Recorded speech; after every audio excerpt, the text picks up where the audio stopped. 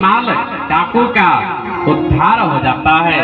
सत्संग का प्रभाव, सत्संग का प्रभाव, सत्संग के प्रभाव से बड़े बड़े दुराचारियों को, बड़े बड़े आतताइयों को कल्याण हो जाता है।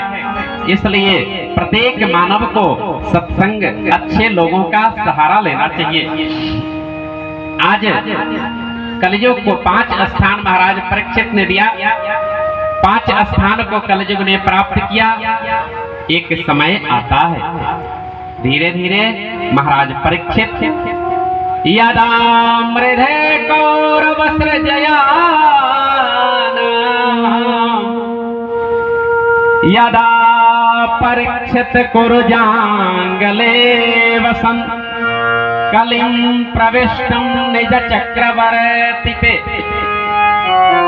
आज महाराज परीक्षित कलयुग को 5 स्थान दे दिए और 5 स्थान देने के बाद में एक दिन अपने रथ पर सवार होकर महाराज परीक्षित शिकार खेलने के लिए जाते हैं। शास्त्र कहता है 2 समय में व्यक्ति को 2 काम नहीं करना है। जब ज्यादा क्रोध आवे तो उस समय कोई निर्णय नहीं लेना है। ज्यादा क्रोध आवे उस समय कोई गंभीर वाला निर्णय नहीं लेना है। और ज्यादा जब प्रेम हो जाए किसी से, ज्यादा जब किसी से प्रेम हो जाए तो ध्यान रखना है कि उस प्रेम में किसी को जल्दी वचन नहीं देना है। जब क्रोध आवे तो निर्णय नहीं लेना है, और जब ज्यादा प्रेम हो जाए तो सावधान रहना है कि कहीं प्रेम में किसी को वचन न दे दिया जाए। आज महाराज परीक्षित थोड़ा सा ध्यान विचलित हो गया, कलयुग को स्थान दे दिए 5 जगह। एक दिन शिकार खेलने के लिए जा रहे हैं। आज सोने का मुकुट को धारण किया है।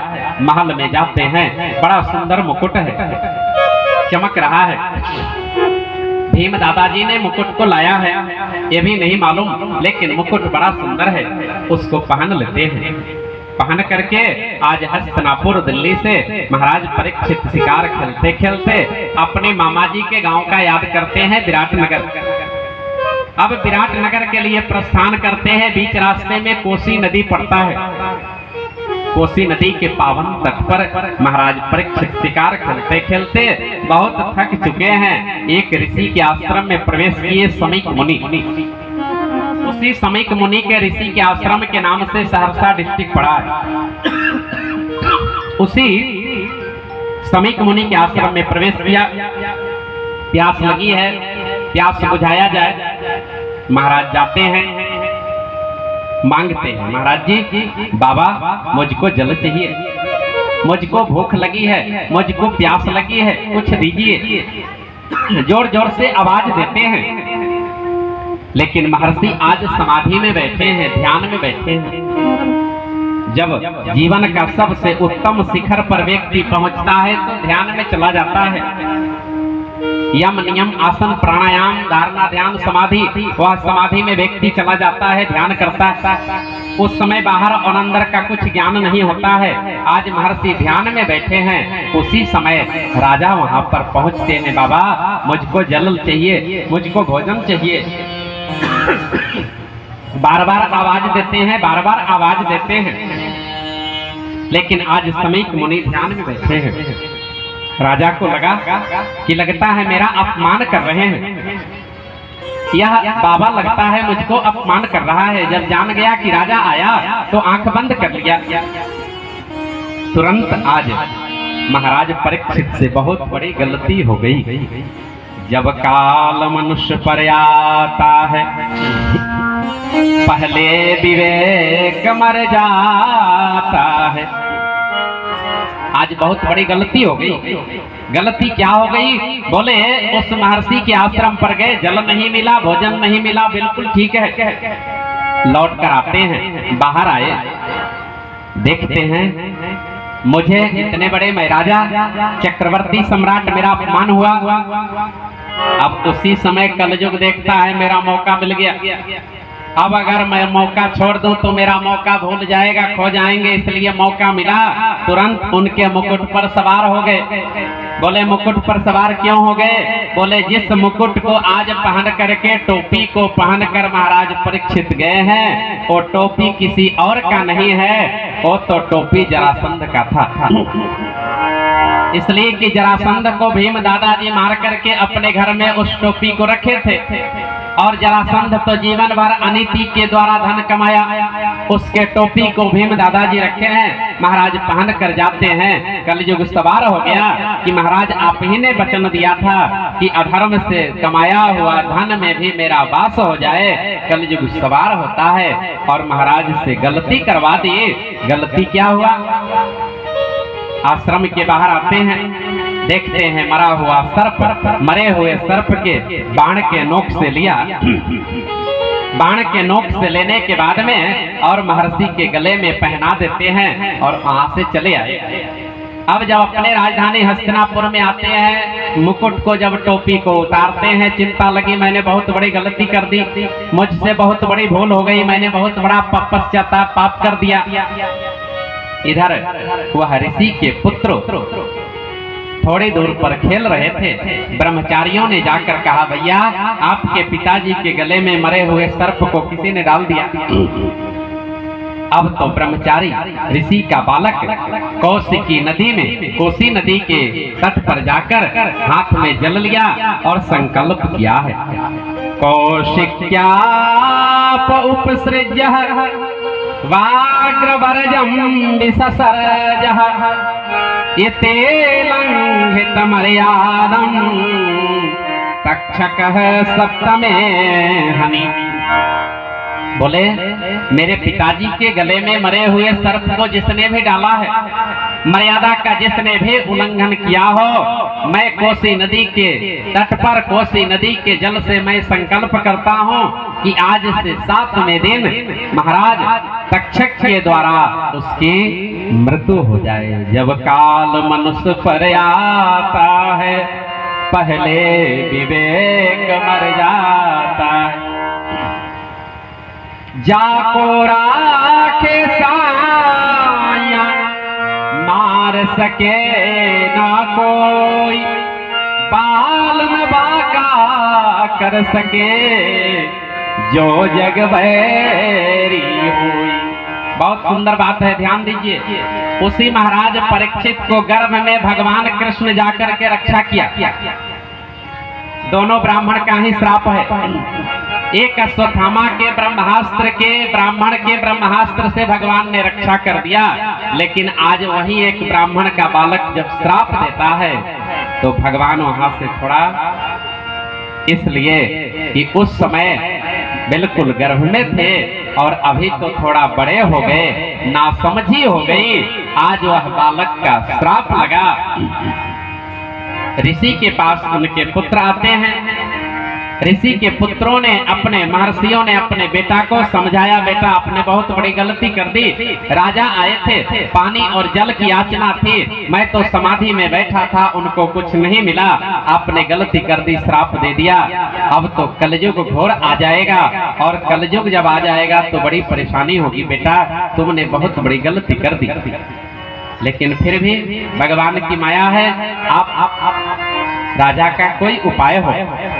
इधर समय आता है, महाराज अपने मुकुट को उतार कर सिंहासन पर बैठे हैं, राज में चिंता लगती है कि इसका पश्चाताप कैसे हो। इतने में मालूम पड़ता है ब्राह्मणों के द्वारा कि महाराज आपको श्राप लगी है, आज से 7वें दिन तक्षक के द्वारा आपकी मृत्यु हो जाएगी, आप अपना उपाय ढूंढ लीजिए। उपाय क्या होगा? हस्तिनापुर राजगद्दी पर अपने पुत्र जन्मेजय जी को बैठाकर अपने सन्यासी के भेष में वल्कल वस्त्र को धारण किया। महाराज परीक्षित हस्तिनापुर से पतित पावनी गंगा के पावन तट पर आते हैं। बोलिए गंगा मैया, बोलिए गंगा मैया की, बोलिए गंगा मैया की। गंगा के पावन तट पर महाराज परीक्षित पहुंचते हैं। अब यह स्थान कहाँ है? बोले आप लोग दिल्ली गए होंगे। कौन कौन दिल्ली गए हैं हाथ उठाइए तो। दिल्ली राजधानी, भारत की राजधानी दिल्ली। जब आप गए हैं तो दिल्ली जाने के रास्ता में मुरादाबाद पड़ता है, मुरादाबाद पड़ता है, मुजफ्फरनगर पड़ता है। बोले उसी मुजफ्फरनगर से 30 किलोमीटर दूर पर गंगा नदी है जिसका नाम है सुखताल, जहां पर महाराज परीक्षित अनशन व्रत में बैठे हैं। महाराज परीक्षित हस्तिनापुर दिल्ली से जाकर के मुजफ्फरनगर वह गंगा के पावन तट पर बैठे हैं और पूरे देश के, पूरे भारत के ऋषि लोग, राजर्षि लोग, सब लोग वहां उपस्थित हो गए। बोले महाराज आप घर छोड़कर आ गए, बात क्या है? सब लोगों के मध्य में महाराज परीक्षित कहते हैं कि मेरा उपाय यही है कि श्राप लगी है, 7वें दिन तक्षक के द्वारा हमारी मृत्यु हो जाएगी, आप कोई उपाय बताओ। सब लोग अपना अपना उपाय बताना शुरू किया। किसी से कोई जब उपाय नहीं हो रहा है तो गुफा में जो बैठे हैं परमहंस सुखदेव जी महाराज को मन में आया कि मुझे परीक्षित के पास चलना चाहिए। देखो, संसार को कल्याण करने के लिए, संसार को दिशा देने के लिए संत स्वयं आता है। संत को स्वयं आना पड़ता है संसार को दिशा देने के लिए। आज महाराज परीक्षित का कल्याण हो, इसलिए सुखदेव भगवान गुफा में है, गुफा में रहा नहीं गया और मन में होता है कि मुझे परीक्षित के पास चलना चाहिए। तुरंत गुफा से बाहर आते हैं और मुजफ्फरनगर गंगा जी के पावन तट पर सभी राजर्षियों महर्षियों के बीच में महाराज परीक्षित बैठे हैं और महाराज परीक्षित के सामने व्यास जी, पराशर जी, वशिष्ठ जी, च्यवन जी, सभी ऋषि लोग हैं, बड़े बड़े ऋषि लोग उपस्थित हैं, रिसर्चर हैं। किसी से निर्णय नहीं हो पा रहा है। देखते देखते उस गुफा से बाहर निकलते हैं सुखदेव भगवान और जैसे महाराज परीक्षित के सामने आए, उनके दादाजी, उनके पिताजी, उनके बाबा जी सभी लोग उठ करके खड़े हो गए और महाराज परीक्षित को कहा, राजन अब तुम्हारा कल्याण इनसे ही होने वाला है, इनके चरण में आप वंदन करो, पूजन करो, तुम्हारा कल्याण हो जाएगा। महाराज परीक्षित सदगुरुदेव भगवान को प्राप्त करेंगे। परमहंस जैसे महाराज परीक्षित जी आज सुखदेव भगवान को प्राप्त करेंगे।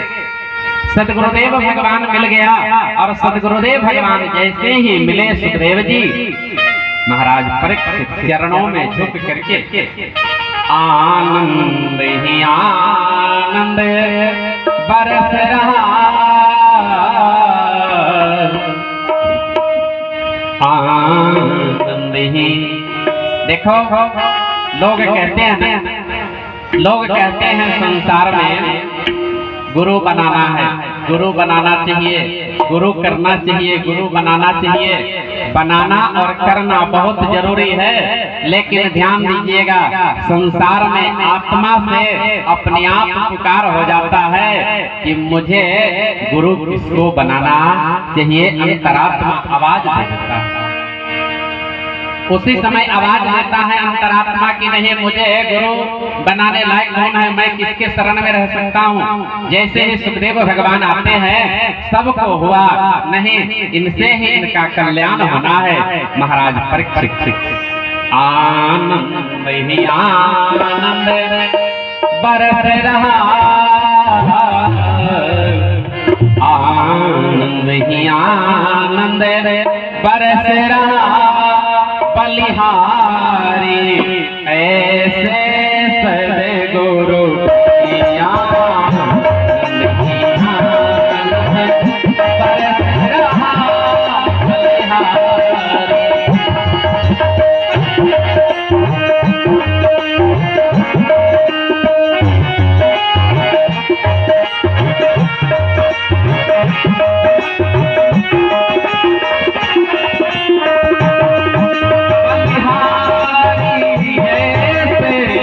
सद्गुरु की बलिहारी